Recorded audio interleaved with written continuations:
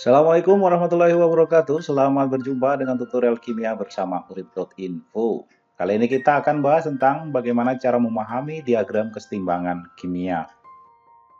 Sebelum kita mempelajari lebih lanjut tentang diagram kesetimbangan kimia, sebaiknya kita memahami dulu istilah-istilah yang nanti akan digunakan.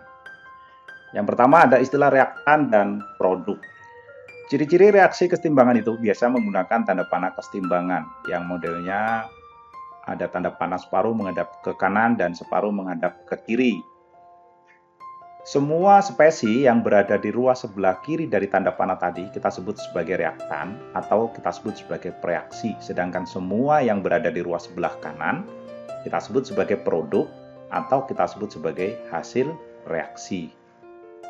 Bentuk yang lebih spesifik reaksi kesetimbangan dicontohkan bisa menggunakan model persamaan reaksi yang seperti ini. Reaksi A dengan koefisien M direaksikan dengan reaksi B dengan koefisien N, kemudian mengalami reaksi kesetimbangan menghasilkan C dengan koefisien X dan D dengan koefisien Z. Sehingga nilai tetapan kesetimbangan konsentrasi atau nilai tetapan kesetimbangan molar bisa dituliskan seperti yang ada ini. Kc atau tetapan kesetimbangan molar itu bisa didapat dari hasil bagi antara hasil kali konsentrasi produk dipangkatkan koefisiennya masing-masing dibagi dengan hasil kali reaksi dipangkatkan koefisiennya masing-masing. Nilai Kc sama dengan 1. Sebenarnya tetapan kesetimbangan itu didapatkan dari perbandingan laju reaksi pembentukan produk atau laju reaksi pengurangan reaktan yang sama. Ketika lajunya sama, maka suatu persamaan reaksi itu dikatakan telah mengalami kesetimbangan. Dan kalau dilihat dari grafik yang ada ini, laju reaksi pengurangan reaktan itu semakin lama semakin kecil, sampai suatu ketika lajunya konstan.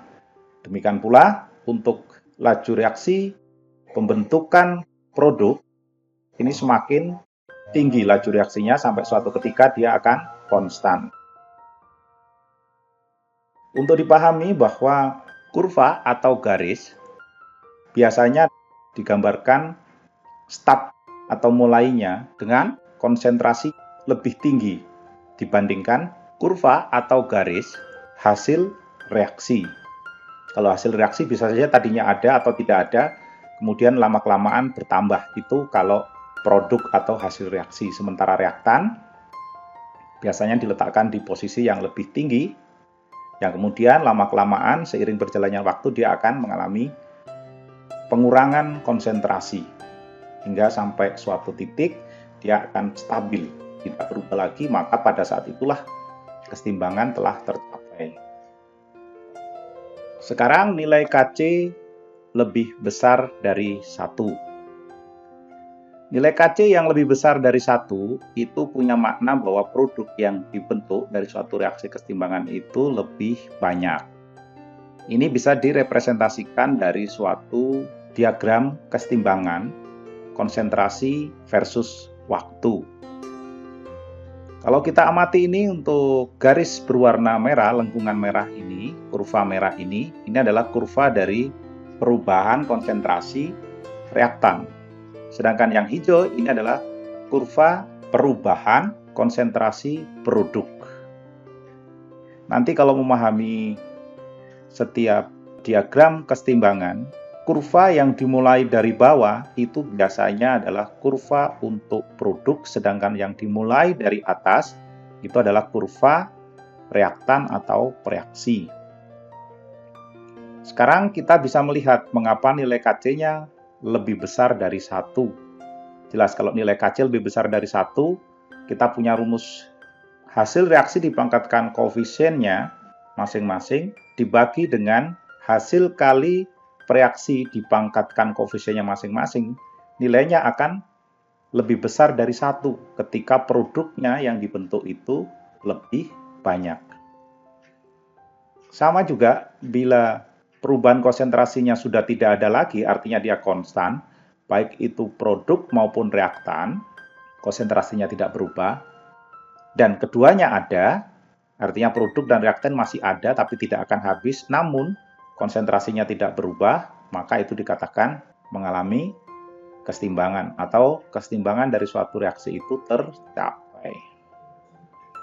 Jadi ciri-ciri nanti kalau Kc-nya lebih besar dari 1, kurva yang berwarna hijau itu biasanya berada di atas dari kurva yang berwarna merah. Itu mengindikasikan bahwa nilai Kc-nya lebih besar dari 1. Selanjutnya kalau Kc-nya lebih kecil dari 1, itu berarti menunjukkan bahwa reaktan yang ada itu lebih banyak konsentrasinya dibandingkan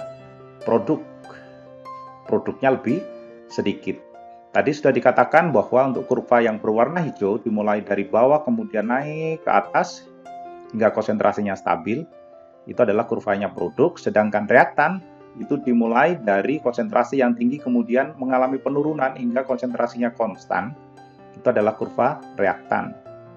Bila kondisinya seperti yang ada ini, artinya reaktannya lebih banyak dibandingkan produk secara konsentrasi, maka nilai Kc sudah dipastikan akan lebih kecil dari 1. Nanti akan menjadi ciri bahwa bila grafik reaktannya posisinya di atas dibandingkan produk, maka nilai Kc-nya lebih kecil dari 1. Apakah kesimpulan-kesimpulan yang sudah kita bahas tadi itu benar secara mutlak? Dari dua grafik yang sudah kita bahas, ketika nilai K itu mendekati 1 atau nilai K-nya persis sama dengan 1, maka nilai K ini tidak dapat langsung menjelaskan bahwa reaktan konsentrasinya selalu lebih besar dari konsentrasi produk. Itu kalau nilainya di bawah 1 ya, atau mendekati 1. Atau sebaliknya, atau sama persis. Itu tidak bisa dijadikan pedoman secara mutlak. Oleh karena itu, ini masih akan ada ketergantungan pada rumus K yang ditentukan dari persamaan secara stoichiometri reaksi.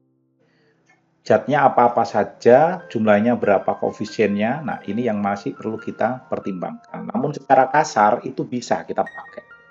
Jadi perhitungan dari konsentrasi harus dilakukan lebih dahulu untuk memastikannya. Kenapa? Karena konsentrasi besar dengan konsentrasi kecil, walaupun persamaannya sama akan menghasilkan kesimpulan yang berbeda. Namun sekali lagi secara kasar, diagram-diagram tadi kesimpulannya benar. Bahwa kalau nilai Kc-nya sama dengan 1 itu adalah mengalami kesetimbangan, sedangkan kalau Kc-nya lebih besar dari 1 berarti jumlah konsentrasi produk lebih besar dibandingkan jumlah konsentrasi reaktan. Sebaliknya kalau Kc-nya lebih kecil dari 1, konsentrasi produk itu lebih kecil dibandingkan konsentrasi reaktan. Terapan ini bisa kita pahami secara lebih baik bila kita menghadapi soal yang seperti ini. Dari diagram yang ada di samping ini, manakah reaksi dan nilai K yang sesuai dengan grafik tersebut? Pilihannya ada 5. Kalau kita cermati di sini, perubahan senyawa P dari yang tadinya di bawah kemudian meningkat, berarti boleh kita simpulkan P ini adalah suatu produk, sedangkan R yang tadinya banyak kemudian mengalami penurunan, berarti R ini adalah reaktan. Terus kita bisa cermati juga pada saat setimbang perubahan R ini kan satu skala, sedangkan P perubahannya ini ada 2 skala. Kalau begitu kita boleh membuat suatu perkiraan reaksi ini dari 2P menjadi R berdasarkan skalanya ya. Jadi kalau kita tuliskan seperti ini. Jadi reaktannya jumlahnya 1 mengalami kesetimbangan dengan produk sebanyak 2 satuan tadi. Sehingga nilai K-nya kita bisa tetapkan, nilai Kc nih ya, ini nilai Kc-nya kita tetapkan P pangkat 2, 2 itu koefisiennya dibagi R. Jadi dari alternatif yang tersedia, reaksi bisa saja R berubah menjadi 2P. Dalam hal ini adalah untuk pilihan yang B, C. Yang jelas ini tidak mungkin. Nah sekarang apakah A dan D sudah pasti salah? Kita lihat tadi, kalau yang ini kan 2R ya, padahal mau kita adalah 2P, berarti ini juga sudah pasti salah. Bagaimana dengan D? Yang D ini 2P, 2P, 2P, yang D ini masih memungkinkan. Jadi yang D ini masih memungkinkan. Kalau reaksinya dibalik, itu kita bisa mendapatkan suatu kesimpulan benarkah nilai K-nya lebih besar dari 1 dan seterusnya. Jadi kita punya 3 alternatif yang kemudian kita lakukan analisis. Seperti pada pernyataan ini, bahwa kita masih harus menguji melalui perhitungan stoichiometri kalau memang kita disodori data seperti tadi. Sehingga bisa melakukan beberapa simulasi dengan angka-angka. Oke, sekarang kita coba lakukan simulasi. Karena skalanya ini tidak punya nilai, artinya nilainya belum ditentukan, kita boleh dong membuat sendiri. Jadi untuk mendapatkan jawaban dengan analisis yang akurat ya. Yang pertama kita buat permisalan. Seandainya kalau kita kasih skala, misalnya ini skalanya adalah, per skala ini adalah 0,1. Nah, modelnya seperti itu, maka kita boleh membuat simulasi. R mula-mula itu berada di sini, 0,6. Sementara P berada di 0,2. Kemudian kita nggak tahu berapa perubahannya. Sekarang kita lihat R mengalami perubahan sebanyak X, sementara P mengalami perubahan sebanyak 2X. Tetapi kita sudah dapatkan nih, pada keadaan setimbang jumlah R dan P kan sudah kita ketahui. R 0,5 dan P 0,4. Sehingga kalau kita substitusikan ke dalam persamaan ini, kita masukkan ke sebelah sini, maka kita akan dapati nilai P, nilainya kecil. Artinya apa? Nilainya berada di bawah 1. Kita coba kita masukkan saja, kalau P-nya adalah 0,4, berarti kan 0,4 pangkat 2 dibagi 0,5. Ini nilainya kan 0,16 dibagi 0,5. Sehingga kalau kita dapatkan angkanya untuk yang ini sebesar 0,32. Jadi K-nya itu lebih kecil dibandingkan 1. Kalau lebih kecil dibandingkan 1, berarti kita punya opsi yang B ini yang oke. Itu kalau kita membuat simulasi dengan angka yang seperti ini. Nah, sekarang bagaimana kalau kita ganti angkanya dengan skala yang tetap sama, yang ada ini nolnya kita ganti, misalnya ini 1, 2, 3, 4, 5, 6, dan seterusnya, menjadi seperti ini. Maka kita dapati data ini kan. Ketika R sama dengan 6, kemudian pada saat setimbang menjadi 5, seperti yang ada ini, 5. Kemudian P mula-mula adalah 2, ini 2. Kemudian pada saat setimbang jumlahnya 4. Kalau kita hitung dengan menggunakan rumus yang sama dengan ini, maka kita akan dapati angka yang berbeda. Sekarang kita coba memasukkan angka yang ada ini, 5 dan 4.